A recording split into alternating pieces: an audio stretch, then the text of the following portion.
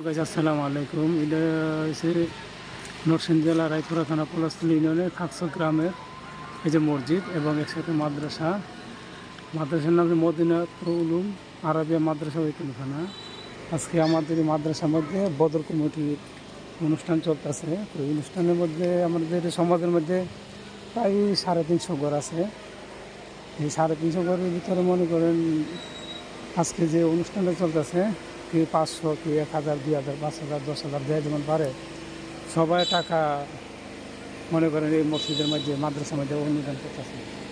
তো আমাদের এই মাদ্রাসাটা অনেক পুরনো, মোটামুটি আল্লাহ দিলে ভালোভাবে চলতেছে। তো গাইস দেখেন এখানে অনেক ছাত্রছাত্রী আছে। আজকে বিশাল বড় অনুষ্ঠান চলতেছে, যে আমাদের মসজিদ। তো মানুষেরা মনে করে অনেক টাকা টোকা দিলে অনেকে অস্বীকার করে যে আমার টাকা টোকা দেয় নাই। অনেক মানুষের টাকা টোকা ধরা খাইছে। আর মসজিদে আমার মাদ্রাসার মধ্যে দান করে মনে করেন কেউ ধরা খায় না, এটা আমার জমা থাকে।